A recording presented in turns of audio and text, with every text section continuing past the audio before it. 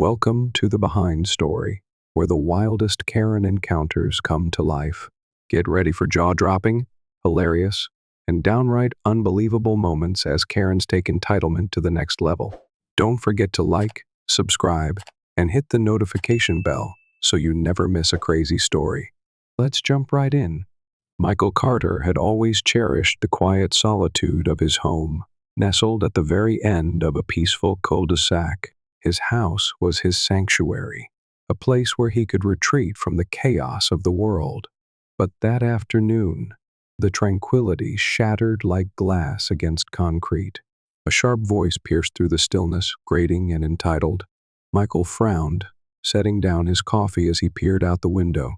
A woman in a garish green tracksuit stood in his driveway, one hand on her hip, the other clutching a phone. Nearby, a tow truck idled, the driver looking uncertain, caught in the middle of whatever storm was brewing. Then, Michael's heart stopped. The truck wasn't just parked in his driveway, it was preparing to tow his car, his 1972 Chevrolet Chevelle, his pride and joy, the car he had spent years restoring, pouring in countless hours of sweat and meticulous care to bring it back to its former glory. And now, this woman, this stranger, was about to steal it from right under his nose. At first, he thought it had to be a mistake. No rational person would attempt to tow a vehicle from a private driveway without reason. But as he stepped outside, the way she carried herself, the smug confidence, the arrogant tilt of her chin told him, this was no misunderstanding. This was deliberate. "Excuse me," Michael called out, his voice controlled but firm. "What do you think you're doing?" The woman turned, her expression unreadable at first, then morphing into an amused smirk. "Oh, there you are," she said, as if he were the intruder. "This car is parked illegally, and I'm having it removed." Michael's jaw tightened. His car was parked neatly within his own driveway, far from the street, obstructing nothing. "Illegally?" he repeated, incredulous. "This is my driveway. That's my car." She rolled her eyes as if he were a child who simply didn't understand the rules. "Actually, this is a shared driveway," she said matter-of-factly, gesturing toward the concrete leading to his garage. "And your car is in violation of HOA regulations." Michael's stomach churned with frustration. His property wasn't under HOA jurisdiction. He had verified that before buying the house. This woman was either grossly misinformed or, more likely, on a power trip. "Listen," he said, taking a measured breath. "I don't know who you are or where you're getting this from, but you can't just tow someone's car because you feel like it." "Oh, I can," she shot back, folding her arms. "And I will." The next morning, Michael woke up to find an official-looking letter taped to his front door. The paper was crisp, the HOA logo plastered at the top, but something about it felt off. The wording was vague, as if whoever wrote it was trying to sound authoritative without actually knowing the rules. "This is your final warning to remove the unapproved vehicle from the driveway. Failure to comply will result in further action." No signature, no contact number, just an ominous demand, as if he was supposed to cower at the sight of a cheap printout. Michael let out a dry chuckle. He wasn't even part of the HOA. His house wasn't under their control. This was just another pathetic stunt from Tracksuit Nancy, as he had started calling her in his head. But if she thought a fake letter was going to scare him, she was about to be very disappointed. That afternoon, as Michael took out the trash, he noticed her. Nancy stood across the street, arms folded, her gaze locked onto his driveway like a hawk eyeing its prey. She wasn't even trying to be subtle. Every time he stepped outside, he could feel her watching him, tracking his every move. At first, he ignored it. Neighbors could be nosy. But then, things escalated. The next morning, a bright yellow notice was stuck to his windshield. "Notice of violation. Your vehicle is in non-compliance with community standards. A fine of $500 will be imposed if it is not removed within 48 hours. Michael snorted. A fine? Issued by who? This wasn't just a bluff anymore. She was making things up, trying to fabricate some twisted version of reality, where she had the authority to dictate what happened on his property. Nancy's campaign of harassment continued. First, a complaint to the city claiming his car was abandoned. An inspector showed up, took one look at the pristine, clearly functioning Chevelle, and rolled his eyes before leaving. Then, a noise complaint supposedly. His car was disturbing the peace. Michael hadn't even driven it in 2 days. The sheer desperation of it almost made him laugh, almost. But there was something unsettling about the persistence, the sheer obsession she had with him and his car. This wasn't just about some HOA regulation. This was personal. That night, he decided to fight back. He installed security cameras, making sure they had a clear view of his driveway and the street beyond. If Nancy wanted to keep playing games, she was about to lose badly. And just as he suspected, the cameras paid off almost immediately. At exactly 11:43 p.m., movement. A shadow crept into the frame. Michael, watching from his phone in real time, sat up straight. There she was, Nancy, dressed in the same damn green tracksuit. But this time, she wasn't just standing around like a creep. She was crouched by his car, a pair of bolt cutters in her hands. Adrenaline surged through him. His breath came fast as he stormed to the front door, throwing it open with a force that sent it slamming against the wall. "Hey!" he barked, his voice sharp enough to cut through the night air. Nancy jumped, spinning around like a deer caught in headlights. The bolt cutters dangled from her hands like a smoking gun. "Oh," she said, feigning innocence. "I was just checking something." Michael folded his arms, his jaw tight. "Checking what?" She hesitated. Then, regaining her composure, she sneered. "Making sure your car isn't leaking oil all over the driveway." Michael's patience snapped. "You are trying to cut the lock on my wheel clamp." Her eyes flickered. A flash of something: anger, annoyance, maybe even embarrassment. But then, just as quickly, she straightened up and crossed her arms. "Go ahead," she said smugly. "Call the police. I'd love to see what they have to say about your illegal modifications." Michael exhaled slowly, forcing himself to stay calm. "Illegal?" he echoed. "Lady, you don't even know the law." "Oh, I know enough," she shot back. "And I know the HOA rules against these kinds of vehicles." "You mean the HOA that doesn't own this property?" For the first time, Nancy's confidence wavered. Just a flicker. But Michael saw it. And he knew this war was far from over. Michael woke up to a sickening sight. His 1972 Chevrolet Chevelle, the car he had spent years restoring, pouring his sweat, time, and soul into, was ruined. Deep, jagged scratches ran across the driver's side door, deliberate and cruel. The windshield was splintered, spiderwebbing from a single, forceful impact. The side mirrors had been smashed clean off, their shattered remains littering the ground like broken teeth. This wasn't an accident. This was rage. This was personal. Michael's hands clenched into fists, his pulse pounding in his ears.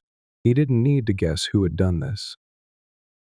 He turned on his heel, storming back inside, and pulled up his phone. With shaking fingers, he scrubbed through the security footage from the night before, and there she was, Nancy, wearing that same damn green tracksuit, sneaking onto his driveway under the cover of darkness. But this time, she wasn't alone. 2 men in dark clothing stood beside her, one holding a crowbar, the other gripping a bat. Michael's stomach twisted as he watched the footage unfold, rage simmering beneath his skin. The man with the crowbar swung first, shattering the windshield with a brutal crack. The other took his bat and swung at the side mirrors, sending them flying. And Nancy? She stood behind them, egging them on, her hands animated, her face twisted in a smug, satisfied grin. Then, as if this weren't enough, she stepped forward, pulled something from her pocket, and dragged it across the car's body with slow, deliberate strokes. A box cutter. Michael froze the frame, staring at the screen. His blood pressure spiked. Enough. He called the police immediately. Within 20 minutes, a squad car pulled up, two officers stepping out with notepads in hand. Michael wasted no time, leading them to his laptop, his voice tight with anger as he played the footage. The officers watched in silence. When the video ended, one of them, a no-nonsense guy with a buzz cut, let out a low whistle. "Damn," he muttered. "She really went all out." Michael crossed his arms. "So what happens now?" "We'll open a case for vandalism and trespassing," the officer said, jotting down notes. "With footage like this, we have a solid case. Considering the level of damage, she could be looking at felony charges." Good. But Michael knew Nancy. She wasn't going to accept defeat quietly. And less than 24 hours later, she proved him right. A new letter arrived, this time more aggressive than the last. Penalty notice, immediate action required. You have been issued a fine of $500 for continued violation of neighborhood aesthetic standards. If the vehicle is not removed within 48 hours, further action will be taken. Michael laughed a humorless, bitter sound. She was doubling down. Was she actually connected to the HOA, or was she just making these letters up? Not wanting to leave anything to chance, he drafted a formal appeal, attaching legal documents proving that his driveway was not under HOA jurisdiction. He even included his property survey and city zoning records. Then, he mailed it directly to the HOA board with a strongly worded message. "To whom it may concern, I am writing to formally dispute the violation notices I have received regarding my vehicle. As per the enclosed legal documents, my property is not under the jurisdiction of the HOA. Any further attempts to harass me with fabricated violations will be met with legal action. If you have any questions, I suggest you consult an actual attorney before sending fraudulent fines to a property you do not control." Satisfied, he mailed it off. But Nancy wasn't done yet. That night, Michael spotted her pacing across the street, talking on her phone, her free hand gesturing wildly. She was frustrated, angry, probably fuming over the fact that her fake fines weren't working. Michael was prepared for petty games. What he wasn't prepared for was how far she was willing to go next. The next afternoon, he ran out for groceries. He was gone for less than an hour, but when he pulled back onto his street, his stomach dropped. A tow truck was in his driveway. This time, the driver had already hooked up his Chevelle, chains wrapped around the front wheels, preparing to haul it away. Michael slammed his foot on the gas, skidding into the driveway. He threw his truck into park so fast he nearly tore the gear shift off. He jumped out, voice a roar. "What the hell do you think YOURE doing?" The tow truck driver looked up, startled. Nancy stepped forward, arms crossed, smiling like a cat who had just caught a mouse. "Oh, Michael," she said, her voice dripping with faux sweetness. "I tried to warn you, but since you refused to comply, the HOA had to take action." Michael turned to the driver, seething. "This is private property. If you so much as move this truck an inch, you're looking at a grand theft auto charge." The driver hesitated, glancing between Michael and Nancy. "She said it was an HOA order," he mumbled. Michael's voice was ice. "It's not. And if you check the registration, you'll see my name is on that car." The driver frowned, pulling out his clipboard and flipping through paperwork. His frown deepened. "Wait a second," he muttered. This isn't a valid tow order." Nancy's smile faltered. "What are you talking about?" she snapped. "I got approval from the HOA president." Michael took a step closer, his voice dangerously low. "You mean the same HOA that doesn't own this property?" Nancy's face turned red. Michael turned back to the tow truck driver. "You might want to unhook my car before I call the police." The driver didn't need to be told twice. He started lowering the vehicle immediately. Nancy was fuming. "This isn't over," she hissed. "You don't belong here." "That car doesn't belong here," Michael smirked. "Then why is my name on the title and not yours?" Nancy opened her mouth, then snapped it shut with a frustrated growl.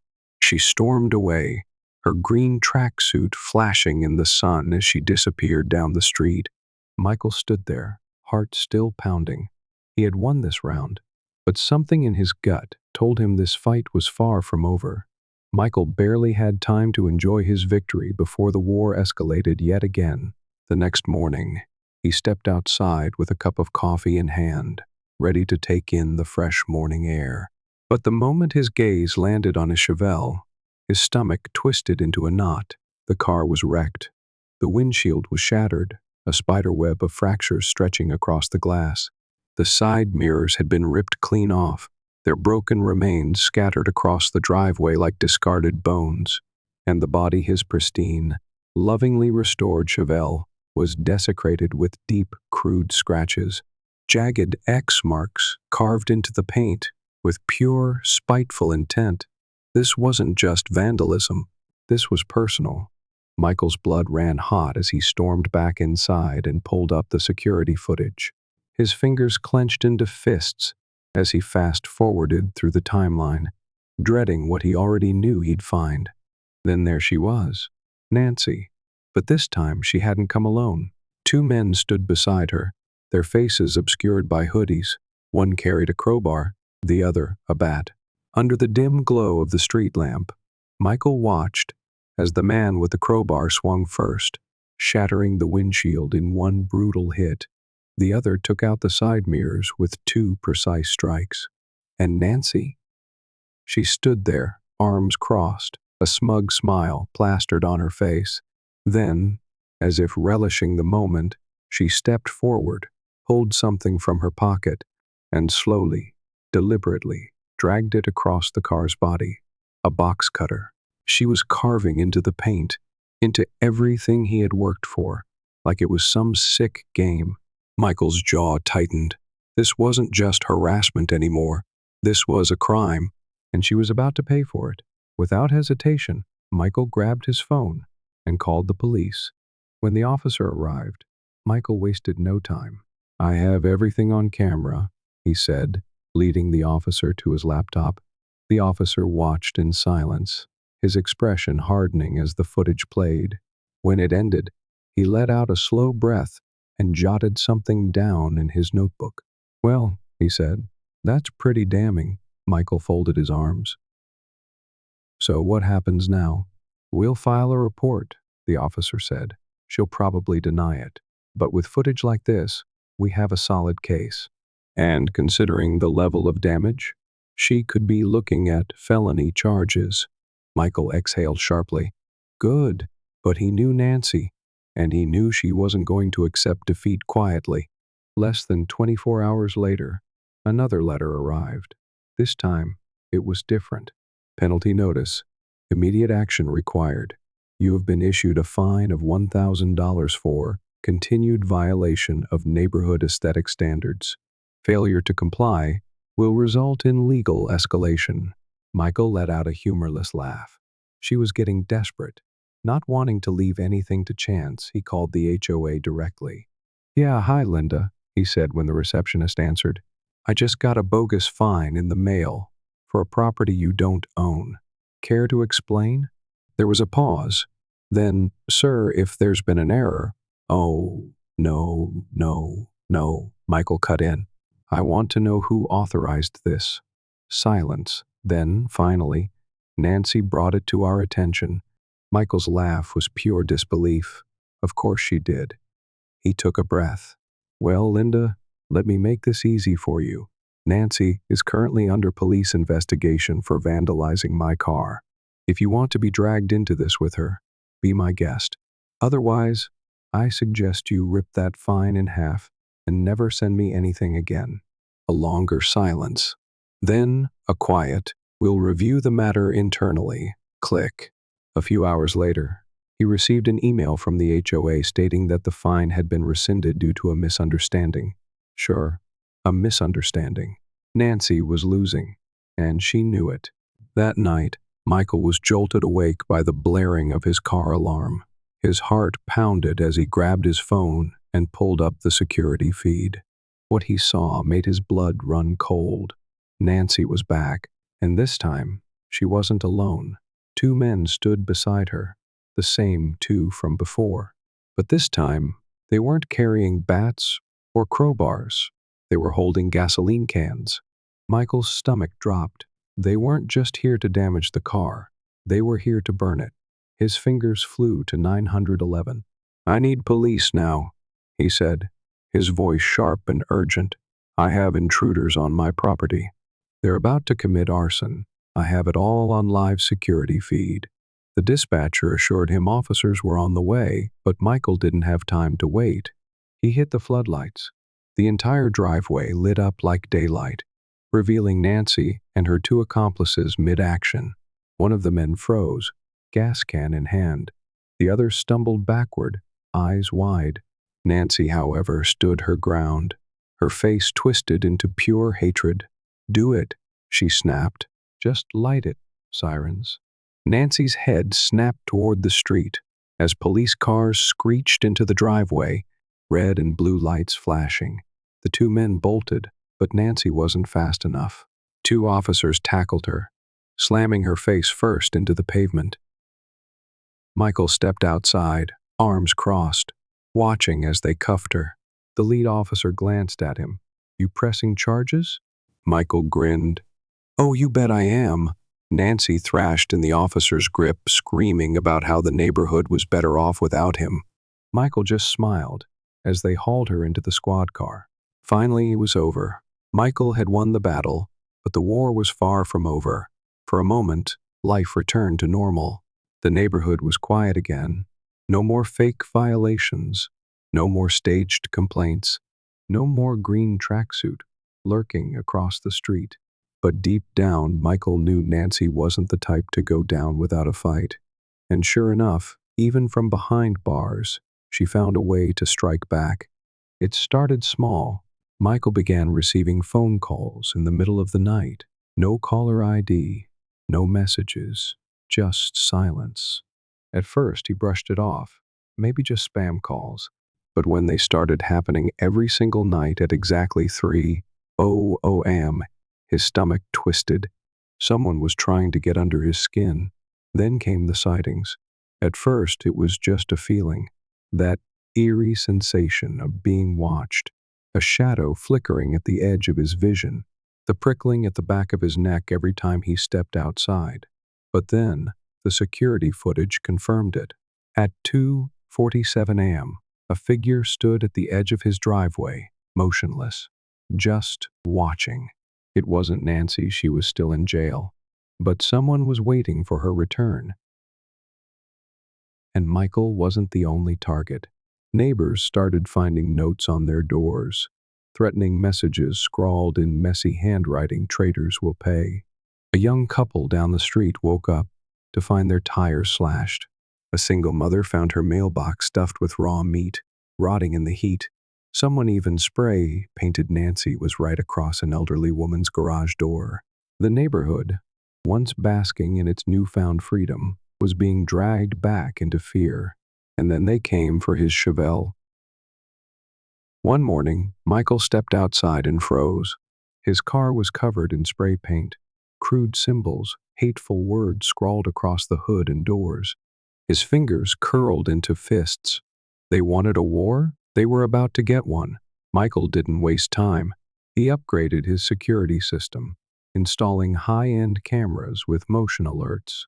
Then, he set the bait. He left the Chevelle exactly where it always was, untouched, unwashed, and he waited. At 3:12 a.m., his phone buzzed. Motion detected. Michael shot up in bed, grabbing his phone and pulling up the live feed.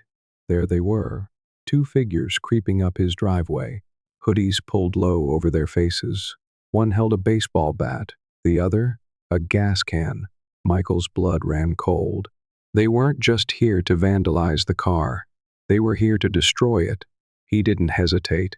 He dialed 911, his voice calm but urgent. "I have two intruders on my property. One has a bat, the other has a gas can. I have it all on live security feed." The dispatcher confirmed officers were on their way. But Michael wasn't about to wait. The war was finally over. Nancy had lost. Her thugs were in custody. The police had gathered enough evidence to charge her with conspiracy, harassment, and destruction of property. With her past offenses stacking up, the judge showed no mercy. 5 years in prison. No parole, no appeals, just cold, hard justice. Michael exhaled as he read the final court decision. It was done. She was gone. But there was still one last battle to fight, the HOA. For years, they had either ignored or enabled Nancy's reign of terror. They had looked the other way when she fabricated violations, harassed homeowners, and faked fines. They had let her weaponize their authority while pretending they had no idea what was happening. But now they were scrambling to control the damage. An emergency HOA meeting was called. Michael almost didn't go, but curiosity got the better of him. When he walked into the meeting room, he was shocked. It was packed. Over 50 homeowners had shown up, far more than the HOA board had expected. The air was tense, a quiet fury simmering beneath polite expressions. Richard Lawson, the HOA president, cleared his throat. "We want to begin by addressing recent events regarding Miss Nancy Thompson." Murmurs swept through the room. "We had no idea that she was misrepresenting herself as a board member," Richard continued, his voice tight. "She acted entirely on her own, and we want to make it clear that the HOA never authorized her actions." Michael leaned back in his chair, arms crossed. Rebecca, a neighbor Nancy had tormented for years, stood up. "So you're telling me she handed out fake violations, harassed homeowners, and used HOA letterheads, and not one of you thought to question it?" Richard stiffened. "We..." Another voice cut in. "Tom, Michael's next-door neighbor. Where do you think she was getting your official letterhead from?" he asked coldly. "Your exact fonts? Your exact formatting? The HOA may not have given her power, but you sure let her act like she had it." The room erupted. Michael let them argue for a while before finally speaking. "We don't expect you to fix what's already happened," he said, "but we expect you to make damn sure it never happens again." Richard sighed, rubbing his temples. "We understand," he said. "Effective immediately, we're implementing new transparency policies. No fines will be issued unless they come directly from an elected board member with a signed statement. Any resident can challenge a fine at a public meeting." The room fell silent. Then, slowly, people started clapping. Nancy had used the HOA as a weapon, and now, for the first time, the HOA was actually listening. Michael leaned against the freshly polished hood of his Chevelle, the deep blue paint gleaming under the afternoon sun. The car was flawless again. Every scratch, every dent, every act of malice erased. It had taken weeks of work, but as he ran his fingers over the smooth surface, he knew it had all been worth it. Nancy was gone. The HOA had been humbled. The neighborhood had changed. For the first time in years, people were smiling. Families were out on their lawns, kids playing without fear of a bogus complaint. The air felt lighter, the streets more welcoming. Where there had once been whispers and paranoia, there was now laughter and camaraderie. Michael had never considered himself a hero, but as he watched his neighbors finally reclaim their lives, he felt something settle in his chest, a deep, undeniable satisfaction. He had fought back, not just for himself, but for all of them. And he had won. Tom strolled over, a cold beer in hand, shaking his head with a grin. "You know," he said, popping the cap off, "I've lived here a long time, seen a lot of crazy things. But this?" He let out a low whistle. "This takes the cake." Michael chuckled. "Let me guess, worst HOA horror story you've ever seen? By a mile." Tom took a swig of his beer, then smirked. "You ever think about running for HOA president?" Michael nearly choked on his drink. "Hell no." Tom laughed, clapping him on the shoulder. "Smart man." Michael raised his beer. "To living drama-free." Tom lifted his own. "I'll drink to that." For the first time in a long time, Michael truly believed it.